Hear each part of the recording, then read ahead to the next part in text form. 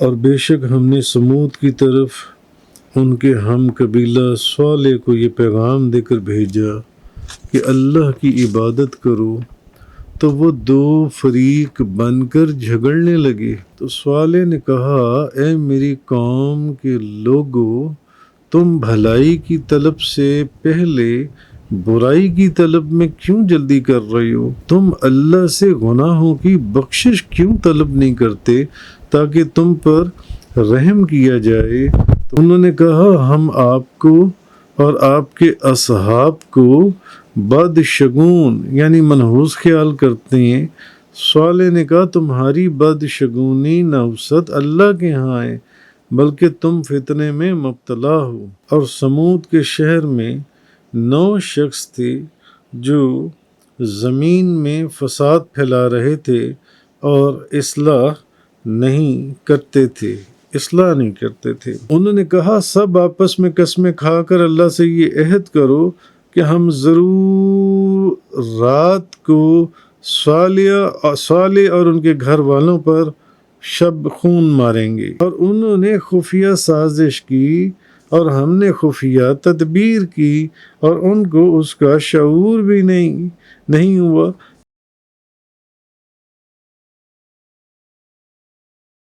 وَلَقَدْ أَرْسَلْنَا إِلَى ثَمُودَ أَخَاهُمْ صَالِحًا أَنِ اعْبُدُوا اللَّهَ فَإِذَا هُمْ فَرِيقَانِ يَخْتَصِمُونَ۔ اور بے شک ہم نے سمود کی طرف ان کے ہم قبیلہ صالح کو یہ پیغام دے کر بھیجا کہ اللہ کی عبادت کرو، تو وہ دو فریق بن کر جھگڑنے لگے۔ قال یا قوم لما تستعجلون بالسیئۃ قبل الحسنۃ لولا تستغفرون اللہ لعلکم ترحمون۔ تو صالح نے کہا، اے میری قوم کے لوگو، تم بھلائی کی طلب سے پہلے برائی کی طلب میں کیوں جلدی کر رہے ہو؟ لولا تستغفرون اللہ لعلکم ترحمون، تم اللہ سے گناہوں کی بخشش کیوں طلب نہیں کرتے تاکہ تم پر رحم کیا جائے؟ تو قالوا اطیرنا بک وبمن معک قال طائرکم عند اللہ بل انتم قوم تفتنون۔ انہوں نے کہا، ہم آپ کو اور آپ کے اصحاب کو بدشگون یعنی منحوس خیال کرتے ہیں۔ صالح نے کہا، تمہاری بدشگونی نحوست اللہ کے ہاں ہے، بلکہ تم فتنے میں مبتلا ہو۔ وَكَانَ فِي الْمَدِينَةِ 9 رَهْطٍ يُفْسِدُونَ فِي الْأَرْضِ وَلَا يُصْلِحُونَ۔ اور سمود کے شہر میں 9 شخص تھے جو زمین میں فساد پھیلا رہے تھے اور اصلاح نہیں کرتے تھے۔ تو اب یہ سورۃ الاعراف میں بھی اس سورت میں تو اب تیسرا یہ جو قصہ حضرت صالح علیہ السلام کا شروع ہوا، تو پہلے ہم اس کا ذکر سورۃ الاعراف اور سورہ ہود کے اندر بہت تفصیل سے اس کا ذکر اور درس قرآن میں اس کا ذکر گزر چکا آپ کا۔ تو اب اور اس میں ہم نے مختلف چیزوں کے اوپر ہم نے گفتگو کی تھی کہ جب قوم سمود نے حضرت صالح علیہ السلام سے معجزہ طلب کیا اور معجزہ دیکھنے کے باوجود وہ لوگ ایمان نہ لائے، پھر ان پر عذاب کس طرح نازل ہوا، اور پھر یہ تھا کہ اونٹنی کا قاتل کیا ایک شخص تھا یا پوری قوم سمود؟ تو پھر اونٹنی کے معجزہ ہونے کی وجوہات کیا تھیں جون سی ہیں، تو اس چیز کے اوپر پہلے بڑی تفصیل سے ہمارا بیان گزر چکا سورۃ الاعراف میں اور سورہ ہود کے اندر۔ تو حضرت صالح علیہ السلام جس قوم میں پیدا ہوئے اس کا نام سمود ہے۔ تو قوم عاد کی ہلاکت کے وقت جو ایمان والے حضرت ہود علیہ السلام کے ساتھ عذاب سے بچ گئے تھے، یہ قوم انہی کی نسل سے ہے، اور اسی لیے اس کو عاد ثانیہ بھی کہا جاتا ہے۔ تو سورۃ النمل آیت نمبر 45 میں فرمایا کہ یہ یعنی کہ 2 فریق جھگڑنے لگے۔ تو ایک فریق مومن تھا اور دوسرا فریق کافر تھا، اور اس کا بھی ذکر پیچھے سورۃ الاعراف میں ہم کر آئے ہیں اور پڑھ چکے ہیں کہ حضرت جب فرمایا گیا کہ ان کی قوم کے جو متکبر سردار تھے، آیت نمبر 75 اور 76 کے اندر سورۃ الاعراف کے اندر، کہ ان کی قوم کے جو متکبر سرداروں نے کمزور لوگوں سے کہا جو ان میں سے ایمان لا چکے تھے، کیا تمہیں اس پر یقین ہے کہ صالح اپنے رب کی طرف سے مابعوث کیے گئے ہیں؟ انہوں نے کہا وہ جس پیغام کے ساتھ بھیجے گئے ہیں ہم اس پر ایمان لانے والے ہیں۔ تو متکبرین نے کہا تم جس پر ایمان لانے والے ہو، ایمان لائے ہو، ہم اس کا کفر کرنے والے ہیں۔ تو حضرت صالح علیہ السلام نے اپنی قوم سے کہا کہ تم بھلائی سے پہلے برائی کی طلب میں کیوں جلدی کر رہے ہو؟ تم برائی کیوں مانگ رہے ہو؟ برائی کی طرف تم کیوں جا رہے ہو جون سے؟ یہ چیز آپ نے فرمائی جون سی ہے، حضرت صالح علیہ السلام نے اپنی قوم سے یہ چیز کہی۔ تو یعنی رحمت سے پہلے عذاب کی طلب میں کیوں جلدی کر رہے ہو؟ کہ اب بجائے اس کے کہ اللہ کی رحمت تم پر نازل ہو، تم عذاب میں جلدی کر رہے ہو کہ اللہ کا عذاب تم پر نازل ہو جائے۔ تو اللہ پر ایمان لانا باعث ثواب ہے، تم اس کو چھوڑ کر اللہ تعالیٰ کا کفر اور اللہ کا انکار کر رہے ہو، اور یہ وجہ یہ عذاب لانے کا سبب بن سکتا ہے۔ تو متکبر کافروں نے ہٹ دھرمی اور اناد سے کہا کہ تم ہمیں کفر پر تم ہمیں جس چیز سے ڈرا رہی ہو نا، ذرا صالح علیہ السلام کو کہا کہ وہ عذاب تو لا کر دکھاؤ، جیسے کفار مکہ کہا کرتے تھے نبی کریم صلی اللہ علیہ وسلم کو۔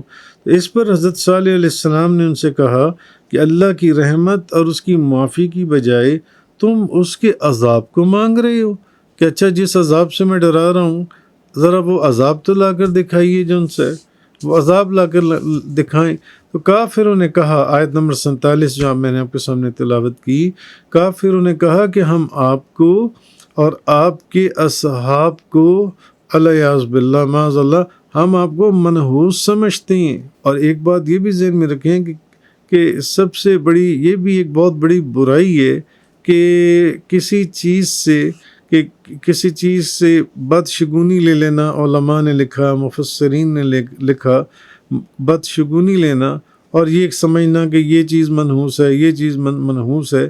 مفسرین نے لکھا کہ جیسے کہ بعض لوگ سمجھتے ہیں کہ کوا اگر بول رہا ہے تو یہ معاملہ منحوس ہے، گائے اگر ڈکار رہی ہے تو یہ معاملہ منحوس ہے، بعض لوگ الو کو منحوس سمجھتے ہیں جو ان سے، تو یہ سب جہالت کی باتیں ہیں۔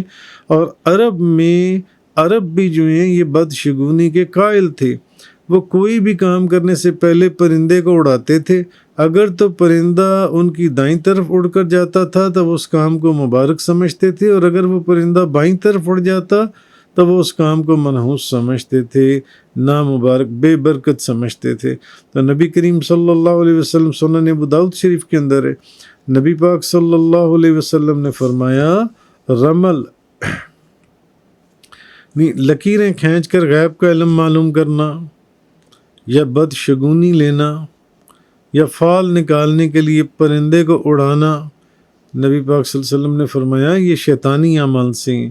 جیسے عرب کے لوگ کرتے تھے کہ پرندہ اگر دائیں طرف چلا گیا تو یہ کام صحیح ہے، مبارک ہے، اگر بائیں طرف چلا گیا تو یہ کام غلط ہے، وہ اس سے بدشگونی لیتے تھے جو ان سے۔ تو یہ چیز نبی کریم صلی اللہ علیہ وسلم آپ نے فرمایا کہ یہ چیز، یہ سارے جو ان سے ہیں یہ شیطانی کام ہے، شیطانی کام۔ تو حضرت عبداللہ بن مسعود رضی اللہ تعالی عنہ فرماتے ہیں کہ نبی پاک صلی اللہ علیہ وسلم نے 3 مرتبہ فرمایا کہ بدشگونی لینا شرک ہے، اور ہم میں سے اکثر لوگ اس میں مبتلا ہیں، تو سوا ان کے جن کو اللہ محفوظ رکھے۔ لیکن بدشگونی لینا یہ توکل کو بھی ختم کر دیتا ہے، یہ بھی سنن ابو داؤد شریف کے اندر حدیث ہے جن سی ہے۔ تو اس کے بعد آگے فرمایا گیا آیت نمبر 47 کے اندر کہ صالح علیہ السلام انہوں نے کہا کہ تمہاری بدشگونی، نوست یہ اللہ کے ہاں ہے۔ تو حضرت صالح کے اصل میں آپ کے فرمانے کا مطلب یہ تھا کہ جس شر اور مصیبت کو تم نوست قرار دے رہے ہو کہ یہ شر اور یہ مصیبت ہے، اس کو تم نوست کہہ رہی ہو، وہ تمہاری تقدیر میں پہلے سے لکھی ہوئی ہے۔ اور تمہاری تقدیر میں وہ مصیبت تمہاری جو بد اعمالیاں ہیں نا، تمہارے جو گندے کام ہیں، بد اعمالیاں، ان کی وجہ سے لکھی گئی ہیں۔ تو اصل چیز یہ ہے کہ تم جس چیز کو ایک مصیبت کہہ رہے ہو، بری چیز کہہ رہے ہو، بدشگونی کہہ رہے ہو، وہ چیز جو ان سے ہے وہ تو تمہاری اپنی اعمال کا نتیجہ ہے جو ان سے۔ تو اس کے بعد فرمایا اور سمود کے شہر میں 9 شخص تھے جو فساد پھیلا رہے تھے اور اصلاح نہیں کرتے تھے۔ تو حضرت صالح علیہ السلام کے شہر سے مراد حجر ہے۔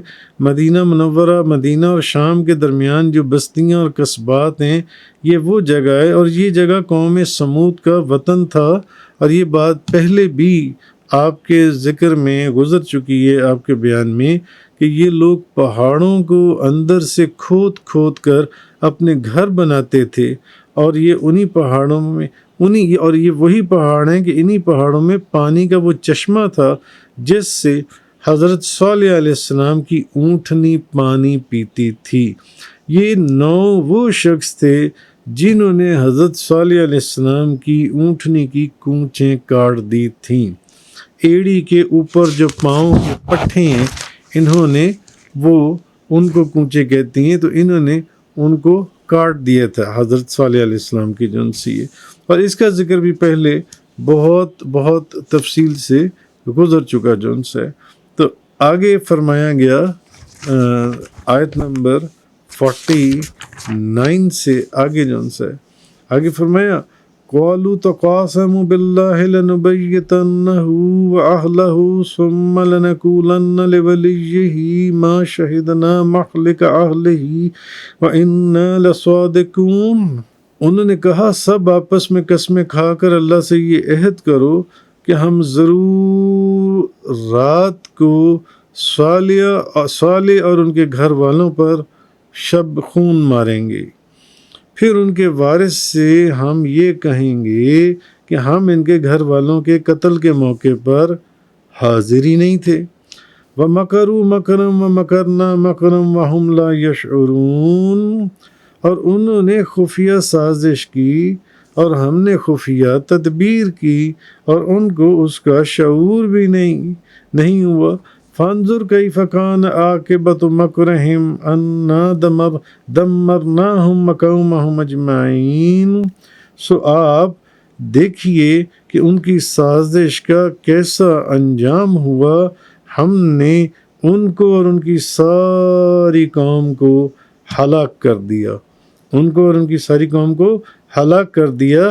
فَتِلْكَ بُيُوتُهُمْ خَاوِيَةً بِمَا ظَلَمُوا إِنَّ فِي ذَلِكَ لَآیَةً لِقَوْمٍ یعلمون۔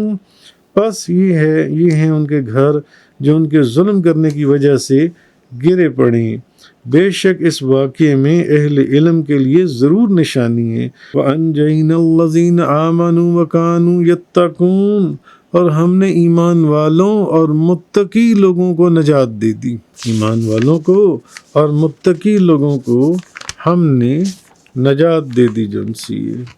تو اب آگے یہ فرمایا کہ اصل جو چیز تھی کہ ان 9 آدمیوں نے مل کر اس اونٹنی کی کونچیں کاٹ دیں۔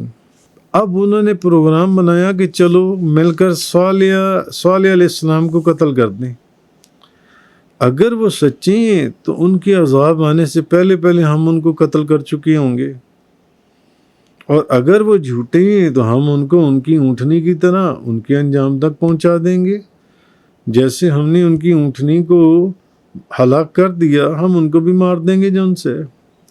تو وہ شب خون مارنے کے لیے جب رات کو حضرت صالح علیہ السلام کے گھر پہنچے تو فرشتوں نے ان کو پتھر مار مار کر ہلاک کر دیا۔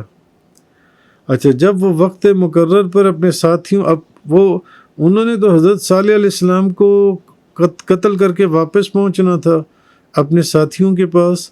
اب جب وہ واپس اپنے ساتھیوں کے پاس نہیں پہنچے تو ان کے ساتھی ان کو تلاش کرتے کرتے وہ حضرت صالح علیہ السلام کے گھر گئے۔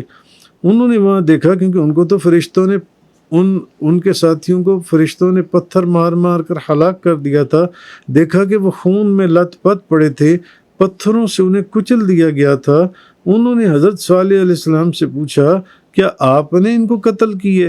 انہوں نے حضرت صالح پر حملہ کرنے کا ارادہ کیا۔ ایک پوچھنے کے دوران ہی انہوں نے سوچا کہ حضرت صالح علیہ السلام پر حملہ کر دو جان سے۔ تو حضرت صالح علیہ السلام کے قبیلے کے لوگ بھی آ گئے اور وہ کھڑے ہو گئے، انہوں نے ہتھیار نکال لیے اور کہا کہ تم ان کو قتل نہیں کر سکتے، انہوں نے تم سے وعدہ کیا کہ تم پر 3 دن کے اندر اندر عذاب آئے گا، اور اگر یہ سچے ہیں تو تم اپنے رب کو زیادہ غضب میں نہ لاؤ، اور اگر فرض کر لو کہ یہ جھوٹے ہیں تو پھر تم 3 دن کے بعد جو چاہے کر لینا۔ اور پھر ان 9 آدمیوں کے جو حمایتی آئے تھے صالح علیہ السلام کے پر حملہ کرنے کے لیے، جو پروگرام بنا کر آئے تھے حضرت صالح علیہ السلام کو قتل کا، وہ واپس چلے گئے۔ تو اب اس کا بھی ذکر پہلے حضرت صالح علیہ السلام کے ذکر میں بڑی تفصیل سے گزر چکا، یہ آپ سورۃ الاعراف کی تفسیر میں اور سورہ ہود کی تفسیر کے اندر آپ وہاں پر دیکھ سکتے ہیں۔ تو اس کے بعد اب آگے جو فرمایا کہ قوم سمود کی ہلاکت کا بیان فرمایا کہ مفسرین نے اب ان کی ہلاکت کیسے ہوئی، کہ مفسرین نے کہا کہ حضرت جبریل علیہ السلام نے ایک زبردست چیخ ماری تھی جس سے وہ ہلاک ہو گئے۔ اور یہ چیز بھی ہے کہ یہ 9 افراد جن سے ہیں ان کو تو فرشتوں نے پتھر مار مار کر ہلاک کر دیا تھا، یہ 9 بندے، لیکن اس کے علاوہ جتنے قوم ہیں وہ حضرت جبریل علیہ السلام کی چیخ سے یا زلزلے سے ہلاک ہوئے تھے جن سے۔ اب آگے یہ جو فرمایا کہ ان کے گھر جو ان کے ظلم کی وجہ سے گرے پڑے، اس آیت میں جو فرمایا آیت نمبر 52 میں کہ ان کے گھر جو ان کے ظلم کی وجہ سے گرے پڑے، ان کے گھر جو ان سے ہیں، تو اصل میں قوم سمود کے مکان بھی اجڑے پڑے تھے، اور یہ پھر بعد میں اجڑ گئے اس عذاب کے بعد۔ لیکن بعض عارفین نے کہا ہے کہ اس آیت میں بیوت سے مراد قوم سمود کے قلوب بھی ہیں، ان کے دل، یعنی ان کے دل اللہ کی معرفت اور اس کی یاد سے خالی تھے۔ اور گھر آباد ہوتا ہے گھر والوں کے آباد ہونے سے، اگر اس میں گھر والے ہوں، اور اگر اس میں گھر والے ہی نہ ہوں تو گھر ویران ہوتا ہے۔ تو اسی طرح جس دل میں اللہ کی یاد ہو وہ دل آباد ہے، اور جس دل میں اللہ کی یاد ہی نہ ہو وہ دل برباد ہے۔ جو دل اللہ کی یاد سے خالی ہے اس میں کیا چیز ہے؟ کچھ بھی نہیں ہے، جون سی ہے۔ تو اور جب دلوں میں اللہ کی یاد اور اس کی معرفت نہ ہو تو مفسرین نے لکھا کہ وہ ویران ہے۔ تو اس سے مراد ان کے دلوں کی طرف بھی اشارہ ہو سکتا ہے اور ان کے گھروں کی طرف بھی اشارہ ہو سکتا ہے جون سے۔ تو آگے فرمایا اور ہم نے ایمان والوں کو اور متقی لوگوں کو نجات دے دی۔ تو یہ اصل میں حضرت صالح علیہ السلام پر متقی لوگوں کو نجات دے دی۔ حضرت صالح علیہ السلام پر 4000 آدمی ہیں جو ایمان لائے تھے۔ یہ جو فرمایا گیا وَأَنْجَيْنَا الَّذِينَ آمَنُوا وَكَانُوا يَتَّقُونَ، اور ہم نے ایمان والوں اور متقی لوگوں کو نجات دے دی جن سی ہے۔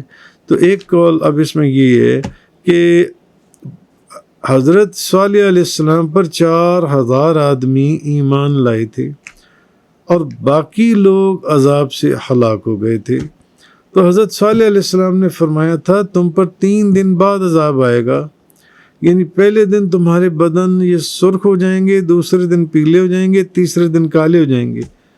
تو اور یہ اس کا بھی ذکر پہلے گزر چکا تفسیر کے اندر۔ تو ایسا ہی ہوا، اور انہوں نے بدھ کے دن اونٹنی کو ذبح کیا تھا، اور 3 دن کے بعد اتوار کو حضرت جبریل علیہ السلام کی چیخ سے وہ ہلاک ہو گئے۔ اور اس کے بعد حضرت صالح علیہ السلام اپنے جو ایمان لانے والے لوگ تھے ان کے ساتھ حضر موت کی وہ جو علاقہ ہے اس کی طرف آپ نکل گئے تھے۔ وآخر دعوانا ان الحمد للہ رب العالمین۔ تفسیر قرآن کا یہ لیکچر انگلش میں سننے کے لیے براہ کرم ڈسکرپشن میں موجود لنک پر کلک کریں۔